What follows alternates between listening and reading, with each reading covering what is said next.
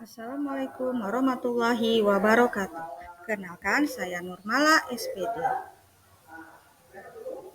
Hari ini kita akan belajar tentang sistem sirkulasi darah. Adapun kompetensi dasar dan indikator pencapaian kompetensinya, pertama, kompetensi dasar 3.6, menganalisis hubungan antara struktur jaringan penyusun organ pada sistem sirkulasi dalam kaitannya dengan bioproses dan gangguan fungsi yang dapat terjadi pada sistem sirkulasi manusia. Indikator pencapaian kompetensinya 3.6.1 menjelaskan komposisi darah, sel-sel darah, dan plasma darah. 3.6.2 mengidentifikasi penggolongan darah manusia. 3.6.3 menganalisis proses pembekuan darah pada manusia. 3.6.6 mengidentifikasi kelainan dan gangguan pada sistem peredaran darah. 3.6.7 menjelaskan teknologi yang berkaitan dengan kesehatan jantung. Kompetensi dasar 4.6 menyajikan karya tulis tentang kelainan pada struktur dan fungsi darah, jantung, pembuluh darah yang menyebabkan gangguan sistem sirkulasi manusia serta kaitannya dengan teknologi melalui studi literatur. 4.6.1 menyajikan karya tulis tentang kelainan pada struktur dan fungsi darah, jantung, pembuluh darah yang menyebabkan gangguan sistem sirkulasi manusia serta kaitannya dengan teknologi melalui studi literatur. Tujuan pembelajarannya, melalui kegiatan pembelajaran dengan model PBL, diharapkan peserta didik dapat menganalisis komposisi darah, sel-sel darah, dan plasma darah. Peserta didik dapat mengidentifikasi penggolongan darah manusia, dan peserta didik dapat menganalisis proses pembekuan darah pada manusia dengan tepat. Tujuan pembelajaran yang kedua, melalui kegiatan PBL, diharapkan peserta didik dapat mengidentifikasi kelainan dan gangguan pada sistem peredaran darah manusia, dan peserta didik dapat menjelaskan teknologi yang berkaitan dengan kesehatan jantung manusia. Fungsi sistem peredaran darah antara lain: 1. Membawa oksigen ke seluruh tubuh dan karbon dioksida ke paru-paru untuk dikeluarkan. 2. Mendistribusikan makanan ke seluruh tubuh. 3. Mengangkut racun dan zat buang ke hati dan ginjal. 4. Mengedarkan elemen anti penyakit atau antibodi. 5. Mendistribusikan hormon. 6. Melakukan pembekuan darah. Dan yang ketujuh, menjaga keseimbangan suhu tubuh. Darah. 1. Komponen darah dan fungsinya. Komponen darah terdiri atas plasma darah, sel darah merah, sel darah putih, dan kepingan darah. Plasma darah. 1. Merupakan cairan kuning bening yang ikut membentuk cairan darah. 2. Plasma darah adalah 55-60% dari total volume darah pada orang dewasa. 3. 90% plasma darah tersusun atas air, garam mineral, vitamin, nutrisi, dan zat buang. 4. Albumin adalah protein utama dalam plasma darah. Dan yang kelima, plasma yang faktor pembekuannya telah dihilangkan disebut serum. Sel darah merah. 1. Bertugas mengangkut oksigen. 2. Berbentuk lempeng, biokonkav, bagian luar tebal dibanding bagian tengah sel. 3. Membran sel bagian luar lentur. 4. Dibentuk oleh senyawa protein dan besi yang dinama hemoglobin. 5. Oksigen yang bereaksi dengan hemoglobin dinamakan oksihemoglobin. 6. Eritrosit ini dibentuk di sumsum tulang belakang. 7. Hidup sel darah merah adalah 120 hari. Dan yang ke-8, volume sel darah merah pria dewasa 5,4 juta per milimeter kubik. Sel darah putih. 1. Jumlah leukosit ini lebih kurang adalah 1% dari total volume darah. 2. Tugas leukosit adalah menjaga tubuh dari serangan bakteri, virus, jamur, dan berbagai bentuk penginfeksi lainnya. 3. Sel ini mempunyai kemampuan menembus dinding pembuluh darah yang disebut diapedesis. 4. Sel ini dibuat di sumsum tulang belakang. 5. Ukuran sel ini lebih besar dari sel darah merah dan memiliki waktu hidup 18-36 jam. Dan yang ke-6, terdapat berbagai variasi dalam sel darah putih. Di antaranya adalah granulosit, eutrofil, eosinofil, monosit, limfosit, dan basofil. Kepingan darah. 1. Merupakan sel yang paling kecil di darah. 2. Trombosit ini berasal dari sel rekayasa di sumsum tulang dan terpecah menjadi bagian-bagian kecil. 3. Berfungsi dalam proses pembekuan darah. Fungsi darah antara lain. 1. Membawa oksigen ke seluruh tubuh dan karbon dioksida ke paru-paru untuk dikeluarkan. 2. Mendistribusikan makanan ke seluruh tubuh. 3. Mengangkut racun dan zat buang ke hati dan ginjal. 4. Mengedarkan elemen anti penyakit. 5. Mendistribusikan hormon. 6. Melakukan pembekuan darah. 7. Menjaga keseimbangan suhu tubuh. 2. Mekanisme pembekuan darah. Pada saat luka, trombosit pecah dan akan mengeluarkan trombokinase yang bergabung dengan vitamin K atau ion Ca+ menjadi protrombin, berubah menjadi trombin, dan selanjutnya menjadi fibrinogen. Fibrinogen menjadi fibrin dan luka tertutup. Terjadi pembekuan darah dalam waktu sekitar 5 menit. 3. Golongan darah. A. Penggolongan darah sistem ABO.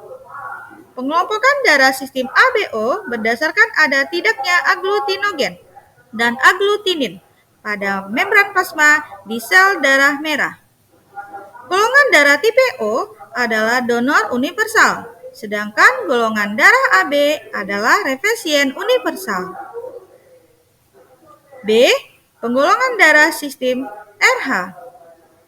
Berdasarkan penggolongan darah tipe rhesus ini, sel darah merah individu ada yang RH positif dan RH negatif. RH positif memiliki faktor RH dalam selnya, sedangkan RH negatif tidak memiliki faktor RH dalam selnya. Jika dilakukan transfusi dari orang dengan RH positif ke orang yang RH negatif, maka akan terbentuk antibodi pada sel darah dengan RH negatif yang akan menghancurkan sel darah RH positif. Transfusi darah. Proses mentransfer darah atau produk berbasis darah dari seseorang ke sistem darah orang lain. Tujuannya menyelamatkan jiwa yang dilakukan pada kondisi medis tertentu, misalnya trauma akibat operasi dan malfungsi organ penghasil darah. Proses transfusi darah yang pertama, Darah harus disimpan pada lemari es untuk memperlambat metabolisme sel dan mencegah pertumbuhan bakteri. Kedua, transfusi dilakukan 20-30 menit setelah kantong darah dikeluarkan dari lemari pendingin. 3. Rincian pasien harus dicocokkan dengan darah yang ditransfusikan. 4. 1 unit kantong darah 200-250 ml dan diberikan selama 4 jam.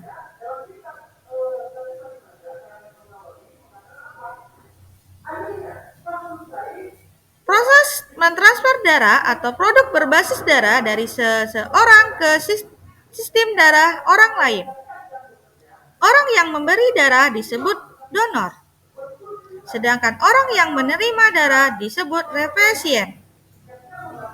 Saat transfusi darah, plasma darah dari donor diencerkan oleh plasma darah resipien agar tidak terjadi penggumpalan. Jika golongan darah tidak cocok dengan golongan darah resipien, terjadi penggumpalan darah yang mengakibatkan pada kerusakan ginjal. Transfusi darah. Golongan darah O disebut donor universal karena golongan darah ini tidak memiliki aglutinogen untuk digumpalkan, sehingga dapat diberikan kepada resipien. Semoga golongan darah asal volumenya kecil. Golongan darah AB disebut resipien universal karena golongan darah ini tidak memiliki aglutinin dalam plasma darahnya yang dapat mengumpalkan darah, sehingga dapat menerima darah dari donor semua golongan darah. Gangguan dan penyakit sistem peredaran darah. Yang pertama, anemia. Keadaan saat jumlah sel darah merah atau jumlah hemoglobin dalam sel darah merah berada di bawah normal. Jenis anemia terdiri dari anemia pernisiosa yang disebabkan oleh ketidakmampuan menyerap vitamin B12. Yang kedua, anemia gizi yang disebabkan kekurangan zat besi dalam makanan. 3. Anemia aplastik yang disebabkan sumsum tulang memproduksi sel darah merah. Gangguan sistem peredaran darah yang kedua yaitu hemofilia. Yang pertama, kegagalan dalam proses pembekuan darah pada pembuluh darah yang cedera atau darah sulit membeku. Yang kedua, hemofilia disebabkan oleh defisiensi faktor pembekuan darah. Yang ketiga, pembekuan darah sekitar 80% kasus hemofilia disebabkan kelainan genetik atau penyakit keturunan. Gangguan sistem peredaran darah yang ketiga, leukemia. Yang pertama, gangguan produksi leukosit yang terlalu banyak. Yang kedua, dapat terjadi pada semua umur, terutama anak-anak. Yang ketiga, pada leukemia akut, kematian dapat terjadi dalam beberapa minggu. Yang keempat, pada leukemia kronik, pasien dapat hidup beberapa tahun.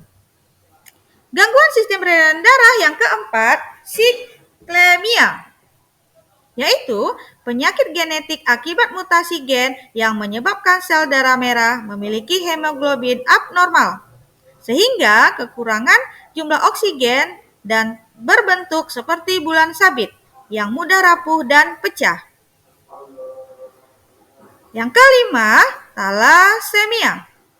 Pertama, penyakit keturunan yang terjadi akibat kelainan sel darah merah. Yang kedua, sel darah merah berbentuk tidak normal, cepat rusak, kekurangan oksigen, dan berumur lebih pendek dari sel darah normal. Yang ketiga, penderita memerlukan transfusi darah secara berulang seumur hidup. Gangguan sistem peredaran darah selanjutnya yaitu hipertensi. Yang pertama, tekanan darah arteri meningkat sehingga di atas normal. Yang kedua, hipertensi dapat menyebabkan pecahnya pembuluh darah dan stroke. Gangguan sistem peredaran darah selanjutnya, hipotensi. Yang pertama, Tekanan darah arteri menurun sehingga di bawah normal. Yang kedua, penyebab hipotensi kehamilan berbaring terlalu lama karena sakit, konsumsi obat pelangsing yang berlebihan, dan dehidrasi. Selanjutnya, arteriosklerosis. Penyakit degeneratif arteri yang menyebabkan sumbatan bertahap sehingga mengurangi aliran darah. Di bawah lapisan arteri terdapat plak lemak. Hal ini disebabkan kolesterol teroksidasi radikal bebas dan tekanan darah tinggi. Gangguan sistem peredaran darah selanjutnya, trombus, yaitu gumpalan pembekuan darah yang menyumbat pembuluh darah di tempat terjadinya kerusakan, misalnya setelah operasi. Embolus, gumpalan bekuan darah yang bergerak di dalam sirkulasi dan terjadi di dalam pembuluh darah. Arteriosklerosis, tersumbatnya arteri koroner sehingga aliran darah yang mencapai sel-sel otot jantung hanya berjumlah sedikit. Jantung koroner dapat disebabkan oleh kebiasaan merokok, kegemukan, dan tekanan darah tinggi. Varises. Yang pertama, pelebaran pembuluh darah vena. Yang kedua, biasanya terjadi pada anggota tubuh bagian bawah, misalnya betis. Yang ketiga, disebabkan oleh menurunnya elastisitas pembuluh vena akibat terlalu lama berdiri atau memakai sepatu hak tinggi. Gangguan sistem darah selanjutnya yaitu hemoroid. Yang pertama, pelebaran pembuluh darah vena di sekitar anus. Yang kedua, disebabkan oleh memaksakan mengeluarkan kotoran saat susah buang air besar, kurang makan yang berserat, dan kurang minum air putih. Limfangitis, infeksi dan peradangan pembuluh limpa sehingga tampak garis-garis merah di bagian kulit. Jika terjadi infeksi, biasanya kelenjar pada ketiak atau lipatan paha akan terasa sakit. Infak miokard dikenal sebagai serangan jantung, terjadi ketika sekelompok otot jantung mati karena penyumbatan mendadak dari arteri koroner. Hal ini biasanya disertai dengan nyeri dada luar biasa dan sejumlah kerusakan jantung. Edema. Edema akumulasi volume abnormal cair interstisial pada ruang antar sel, disebabkan oleh peningkatan tekanan filtrasi dalam kapiler. Apabila penurunan tekanan osmosis plasma akibat penyakit ginjal dan kekurangan protein. Jadi, kesimpulannya adalah darah adalah kombinasi plasma dan sel-sel yang beredar di seluruh tubuh. Cairan ini memiliki zat penting seperti gula, oksigen, dan hormon ke sel dan organ ke seluruh tubuh. Fungsi lain dari darah adalah mengangkut limbah dan bahan-bahan kimia hasil metabolisme dari sel-sel tubuh. Golongan darah dibedakan ke dalam beberapa jenis. Pembedaan ini penting dilakukan agar darah yang ditransfusikan tidak menimbulkan reaksi penolakan dari tubuh akibat perbedaan karakter masing-masing golongannya, terutama saat transfusi darah. Pembekuan darah adalah bagian dari proses hemostasis yang berfungsi untuk menghentikan pendarahan saat mengalami luka atau cedera. Proses pembekuan darah dimulai dari penyempitan pembuluh darah, terbentuknya sumbatan trombosit, dan yang terakhir adalah terbentuknya gumpalan fibrin. Pemahaman dalam tentang kelainan dan penyakit pada sistem peredaran darah manusia adalah kunci untuk mencegah, diagnosis dini, dan pengelolaan efektif dengan peran penting teknologi dalam mendukung upaya ini. Edukasi dan kesadaran masyarakat tentang pentingnya kesehatan kardiovaskular juga sangat diperlukan untuk menciptakan gaya hidup yang mendukung jantung dan pembuluh darah yang sehat. Sekian video pembelajaran dari saya. Semoga bermanfaat dan selamat belajar. Assalamualaikum warahmatullahi wabarakatuh.